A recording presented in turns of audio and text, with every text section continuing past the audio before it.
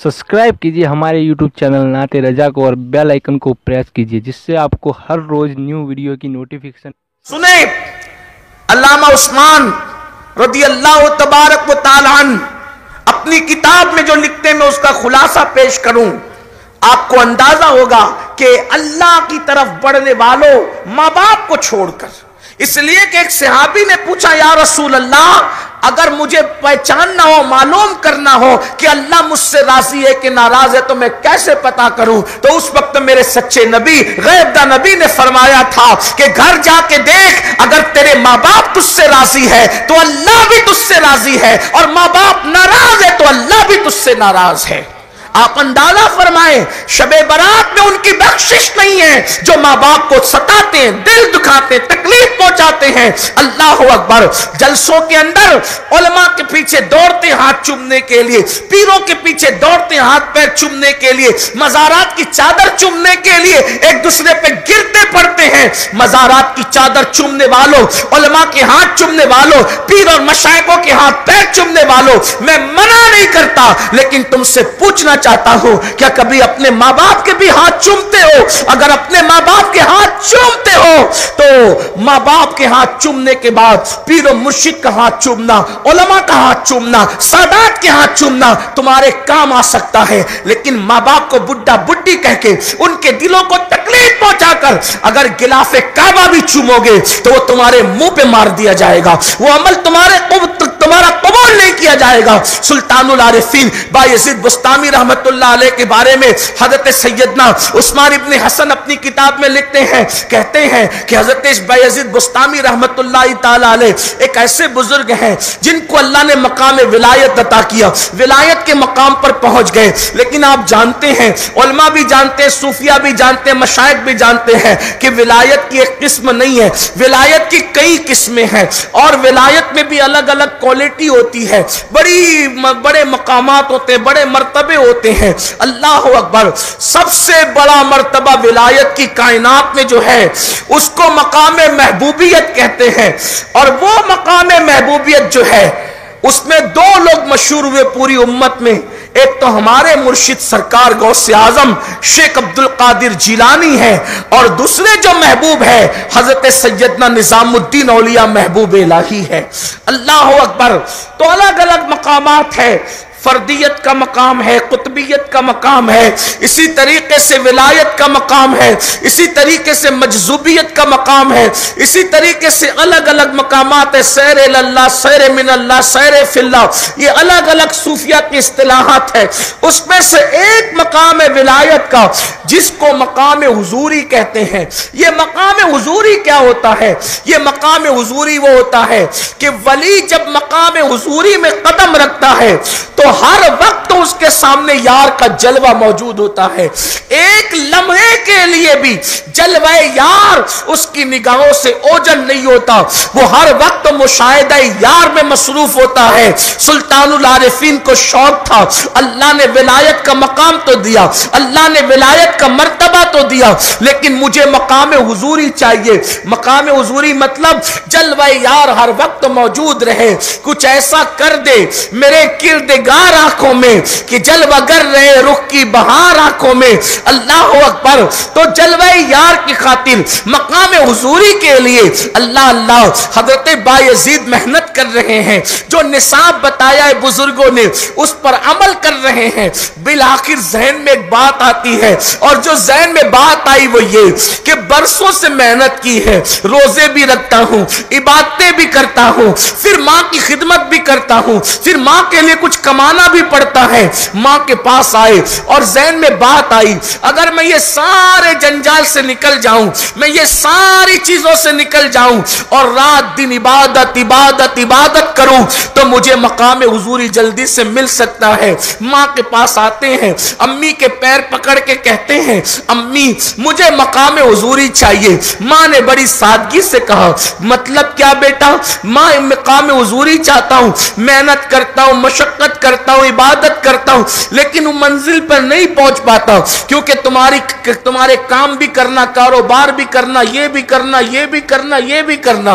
माँ माँ होती है, देखो माँ माँ होती है, माँ सिर्फ माँ होती है। अल्लाह अकबर। मां के ममता का आलम क्या है। मां हर दुख सह ले, मां हर तकलीफ सह ले, मां हर कुर्बानी सह ले अपनी औलाद की खुशी के लिए।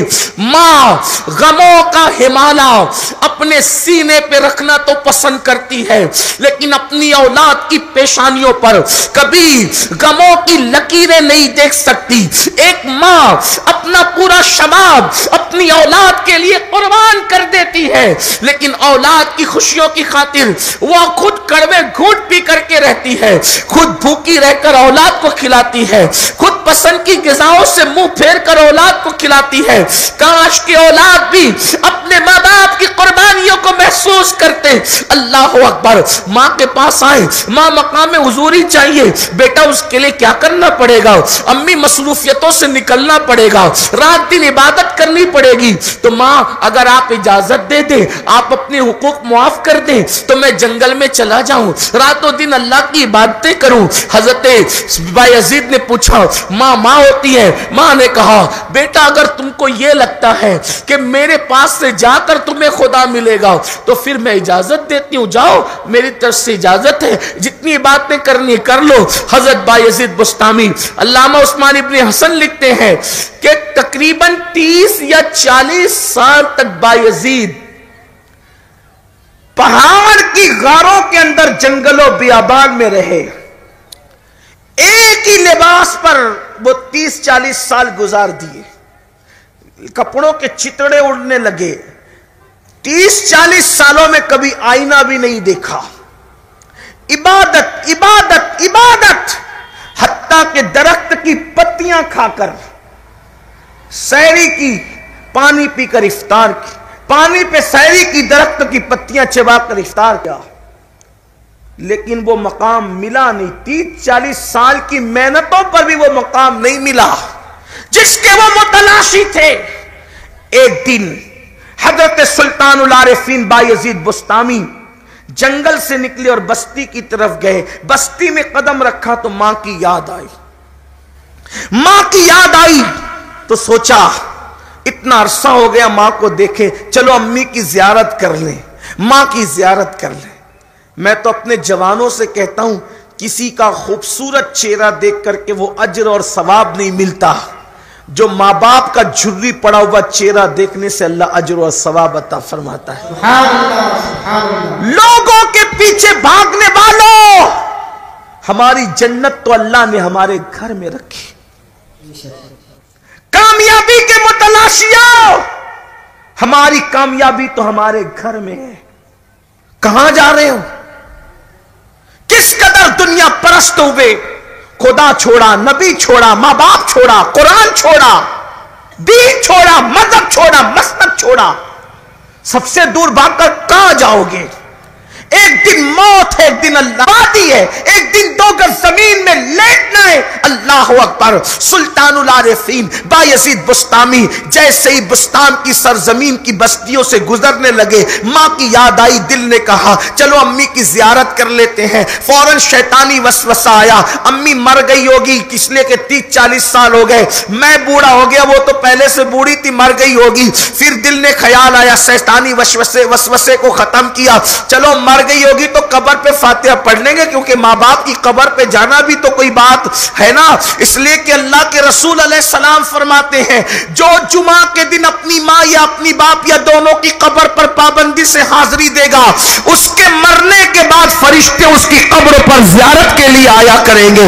इसलिए मरने वालों को भूला मत करो, मरने वालों को याद रखा करो और हर वक्त उनके लिए दुआ किया करो। माँ बाप के लिए तो खास दुआ करो। मेरे आका फरमाते हैं सल्लल्लाहु अलैहि वसल्लम, जिसने नमाज पढ़ी और माँ बाप की मगफिरत की दुआ नहीं की, उसकी नमाज जमीन और आसमान का दी जाती है, उसकी नमाज अधूरी और नामुकम्मल रहती है। इसलिए अपने माँ बाप के लिए दुआ किया करो नमाज के बाद। आका अलैहिस्सलाम फरमाते हैं, जो मालदार बनना चाहता है वो हर नमाज के बाद माँ बाप की मगफिरत के लिए दुआ किया करे। जो चाहता है कि अल्लाह उसकी उम्र में बरकत अता करे, ہے تو اس کو چاہیے کہ وہ ماں باپ کی مغفرت کے لیے دعا کرے. ماں باپ زندہ ہے تو سلامتی کے لیے دعا کرو, مغفرت کی دعا کرو, اور مر گئے, انتقال ہو گیا ہے تو ان کی قبر میں جنت اور راحت کے لیے دعا کرو, ان کی مغفرت کے لیے دعا کرو. جیتے جی بھی مغفرت کی دعا کرنا چاہیے, مرنے کے بعد بھی مغفرت کی دعا کرنا چاہیے.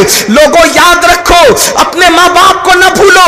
یہ پتہ نہیں بدعت کہاں سے شروع ہو گئی. جیتے جی لوگ ماں باپ کو بھول رہے ہیں تو مرنے کے بعد کیا یاد رکھیں گے؟ قبریں مٹ رہی ہے, قبروں کا نشان مٹ رہا ہے.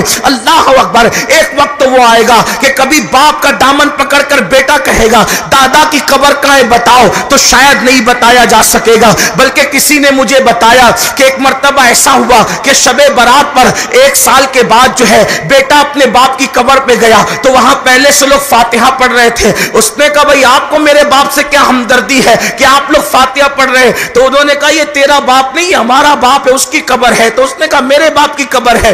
اس کا مطلب یہ ہے کہ وہ اتنے دن کے بعد گیا تھا کہ باپ کی قبر پلٹی ہو گئی تھی اور کوئی اور آ چکا تھا. یاد رکھنا, محلوں کی حفاظت کرنے والوں, قبروں کی حفاظت کرو.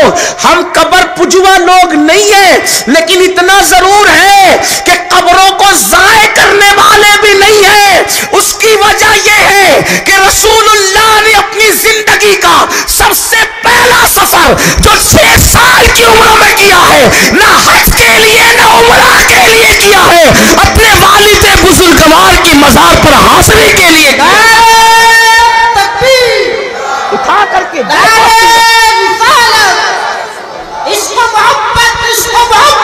سیرت مصطفیٰ اٹھا کر کے دیکھو.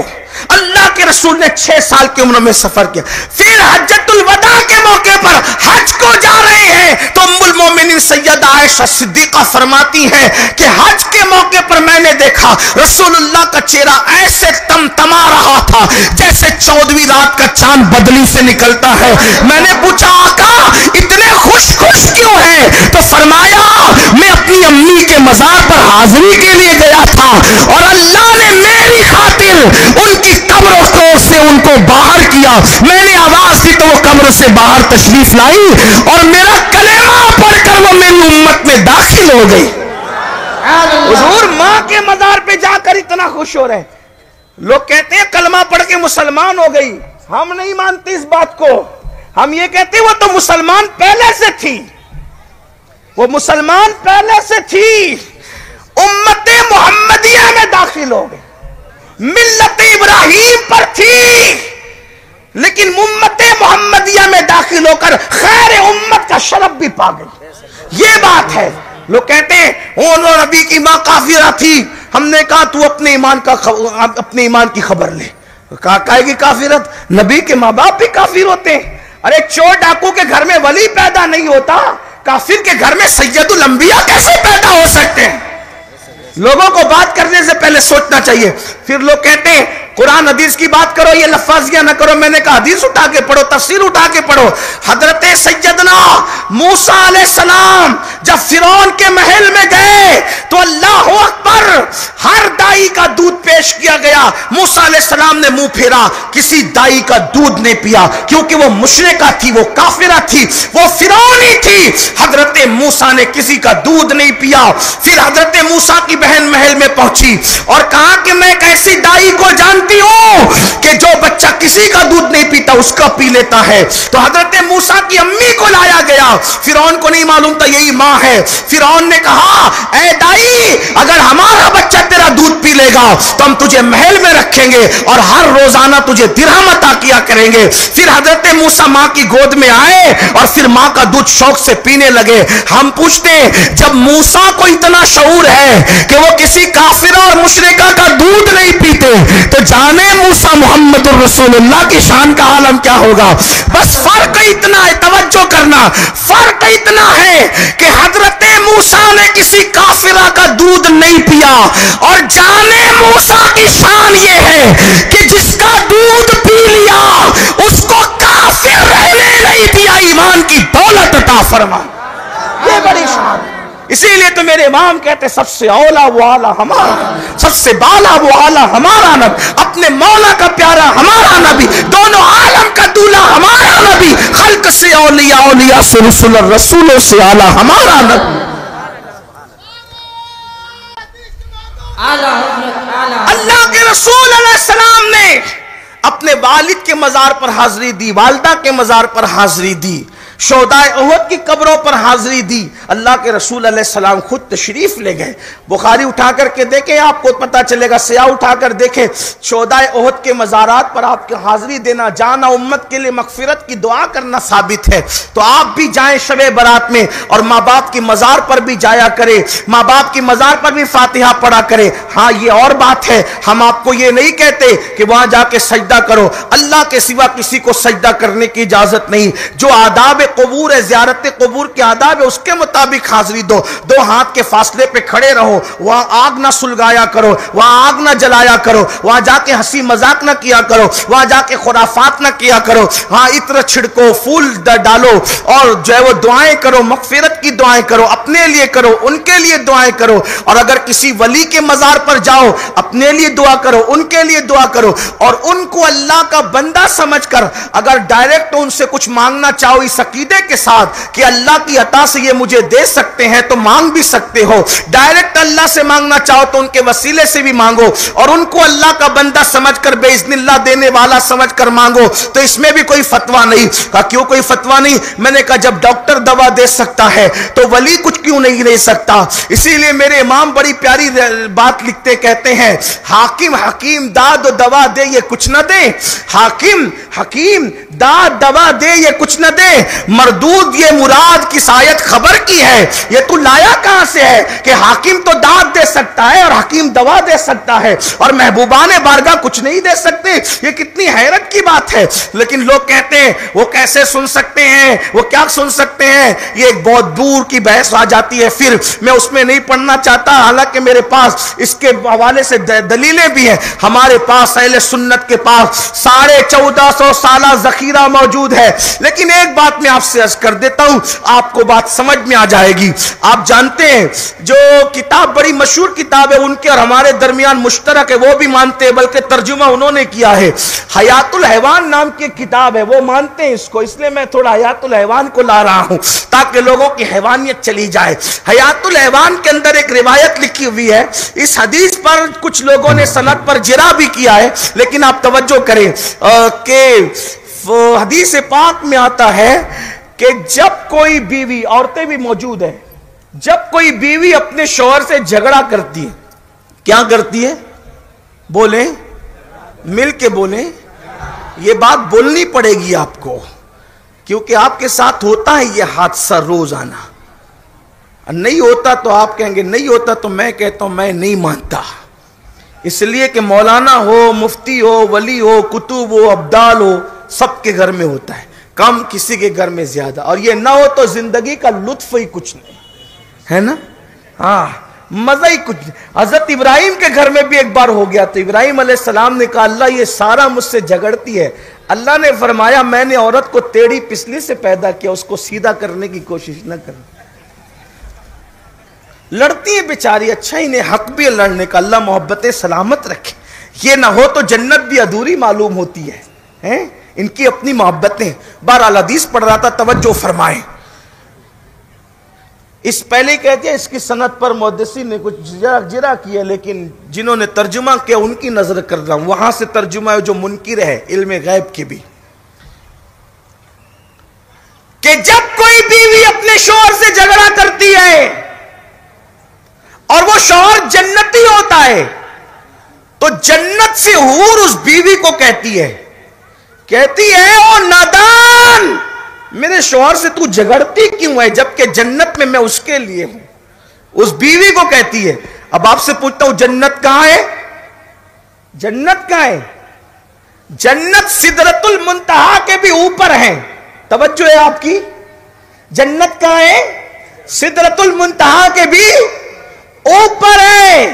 جب جنت سدرۃ المنتہا کے اوپر ہے تو وہاں سے حور کی طاقت، اللہ نے حور کو اتنی طاقت دی کہ وہ زمین پر، آپ کے گاؤں کا نام जवर्गी, जमीन पर जवर्गी के किस मोहल्ले में बंद कमरे में मियां बीवी आपस में झगड़ा कर रहे हैं, ये कौन देख रहा है? जन्नत में बैठकर हूर देख रही है। और उस झगड़े पर वो मुदाखलत करके कहती है मेरे शौहर से तू क्यों झगड़ रही है, मैं उसके लिए जन्नत में हूं।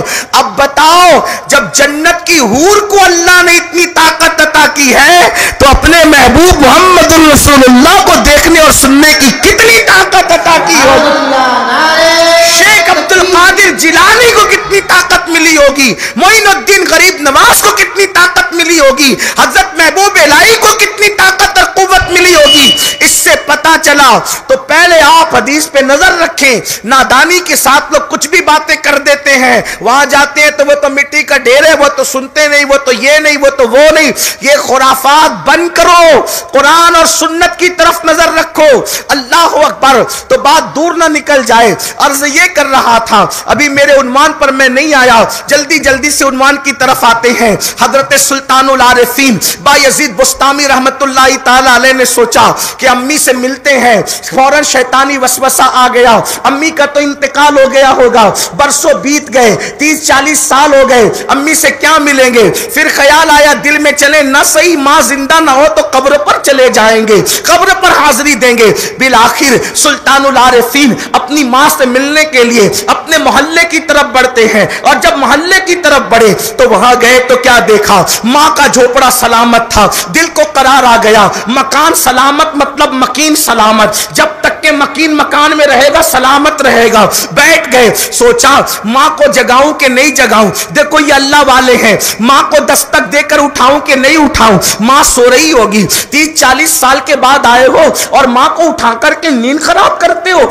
नहीं नहीं, बैठो बायजीद इंतजार करो। बायजीद बुस्तामी इंतजार करने लगे। जैसे ही घर में चलने की किसी की आहट आई, आहट की आवाज आई, फौरन सुल्तानुल आरिफीन बायजीद बुस्तामी रहमतुल्लाहि ताला अलैह ने दरवाजे पे दस्तक दी। दरवाजे पे दस्तक दी तो पता है क्या हुआ? अल्लाह अकबर। मेरे आका सल्लल्लाहु अलैहि वसल्लम के दीवानों, ये माँ है, इसे माँ कहते हैं। 30 या 40 साल के बाद सुल्तानुल आरिफीन दरवाजे पे दस्तक देते हैं।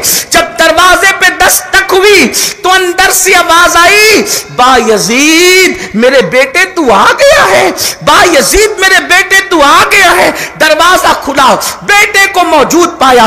यकीन नहीं आ रहा था मां को कि मेरा बेटा 30-40 साल के बाद लौट करके आ गया। मां ने दोनों हाथों से बेटे के गाल पकड़ लिए और एक ही बात कहती है, तू आ गया।